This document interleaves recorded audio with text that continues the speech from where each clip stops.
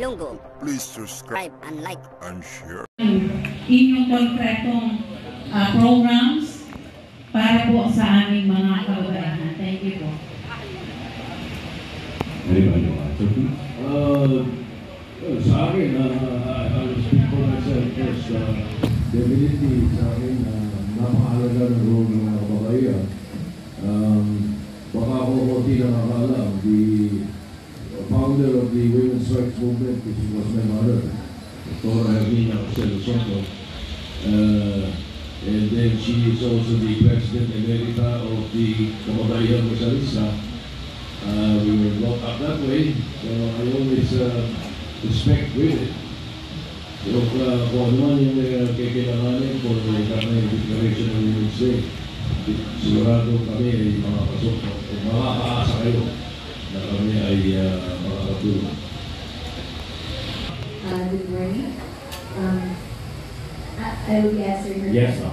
Siyempre, as a woman myself, talagang una, happy Women's Day to all my fellow women, and even when I was a congresswoman, kasi bilang isang ina, naiintindihan ko lahat ng roles na dapat gampanan ng isang babae. Siyempre, you have to take care of your children, your husband, you have to make sure na maayos ang pagtakbo ng tahanan mo, at yung iba naghahanap buhay pa, and others do pa something for the community. So, ang daming roles na dapat gampanan ng mga babae. At minsan nga, inuuna nila lahat ng tao, nakakalimutan nila ang sarili nila.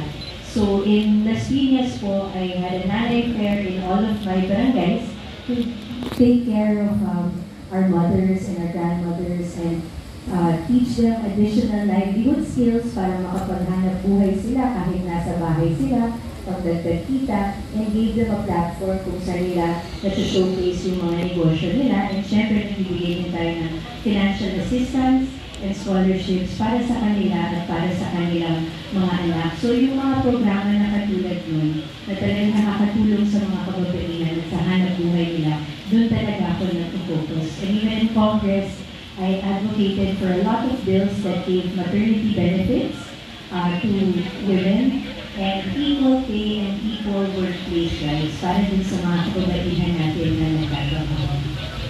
Thank you so much. Senator Abby. Yeah. Kailangan ko sumagot bilang isang babae. So, in terms of the Philippines, I think we're doing so much better compared to other countries.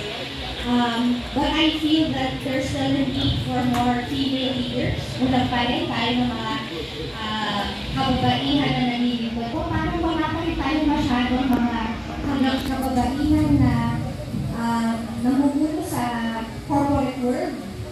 It's still male-dominated. But I think that's also the reason why Camille and I and the two other ladies in this alliance are running to tell the women that if we can do it, so can we. If we are running for a national position and we are taking point, even if we are already mothers, even if we still have to take care of our family, we can still have a career. So parang sinasabi namin, if we can do it, so can other women. So I think I'm speaking for me and Camille, since parehas ko kami batang nanay, na yun po ang gusto namin ipakita na kahit may pamilya, pwede at kayang balansihin yung pamilya at ang isang paglilingkod sa bayan. Thank you, Senator Abby. Sabihin sa mapagmahal sa mga babae, Senator Pete Lacson. Thank you. First of all, happy or advance happy International Women's Day. Pero dapat hindi lang isang araw natin sineselebrate kundi 365 days a year.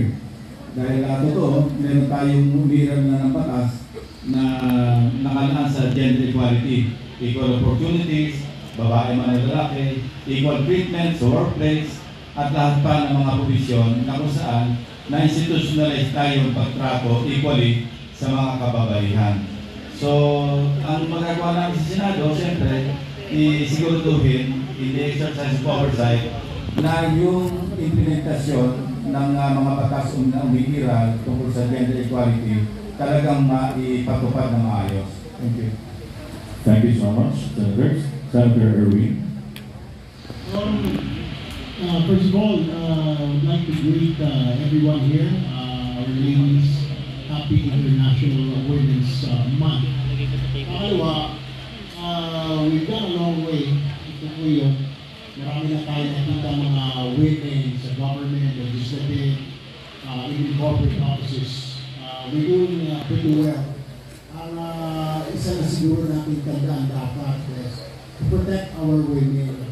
Kahit tayo ordinary mga tao, we can do so. Kasi may mga instances pa rin na minsan nakakastos ko yung kababaihan natin. May mga catcalls o mga naglalakad sa gabi na they fear. May fear pa rin. So I guess us, male siguro, us gentlemen, we have to protect this kasi we have to remember now we have sisters, we have mothers. Siguro we just have to make them feel that this is a safe place to live. Salamat. Thank you so much, Senators. A question deals with local issues in the province of Kamsur. The expansion and modernization of Naga Airport have been long awaited. This project aims to extend the runway, and this was approved, if I'm not mistaken, by the NEGA. I think through administrations, the previous two administrations. We are in the province of Camarines Sur are hopeful that this be included in the DOTR 14 billion budget for upgrading regional airports.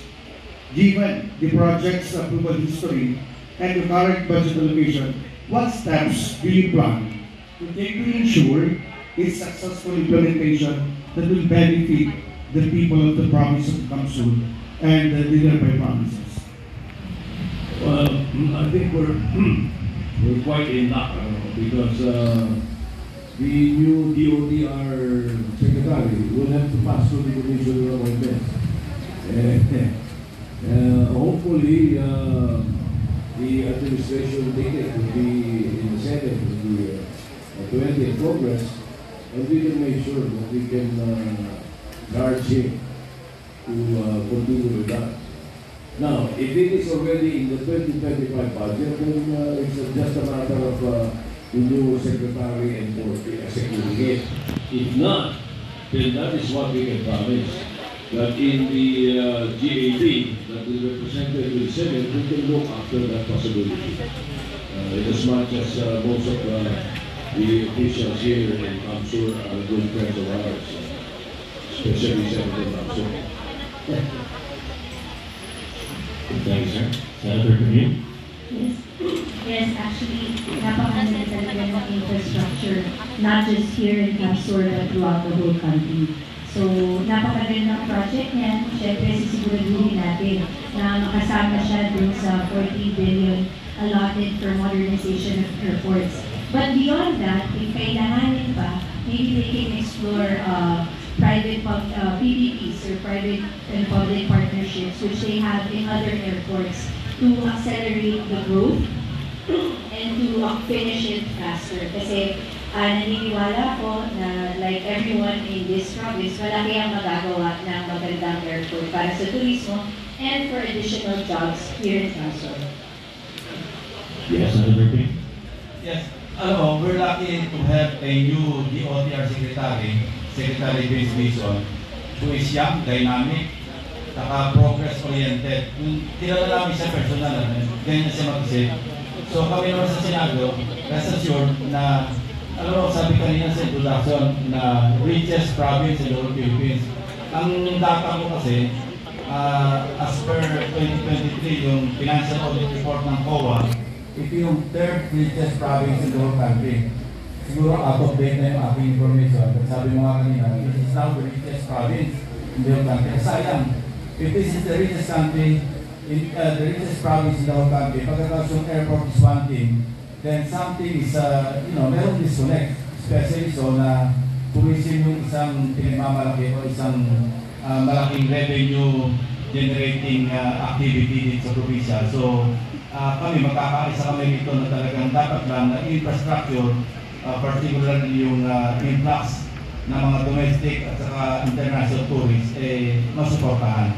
So rest assured that we will all support the matagal namin pinag-usapan ni Governor El Rey, ni Congressman El Rey, na tulungan yung probinsya para maayos yung ating airport. But it will take time kasi multi-year project yan. Siguro ang unahin na muna na doable yung runway lights kasi kami lahat magpapaligastik pa kami mamaya kasi nga walang runway lights, hindi makaka-take off aeroplano after sundown. So siguro yun na lang muna yung low-hanging fruit, and then later on we'll tackle the much bigger issue na i-expand, i-extend yung runway, tapos improve yung facilities ng Naga Airport. Thank you, Senator Irwin. Kanina, kausap namin si Congressman El Rey while we're having lunch. Ito yung binubulong niya about the Naga Airport. Hindi lang yun, ang daming binulong ni Congressman El Rey. Pati yung Bicol Express, yung train, pati yung tourism. In short, he's asking for help sa Senate para sa funding ng lahat ng mga ito. So, we will just do that. Dahil kaalyado naman, we will just do that. And I believe, mamaya may meeting sila sa Regional Development Council to bring up yung lahat ng mga concerns ng mga taga-council. That's it. Thank you po. Thank you, Senator Irwin. Okay.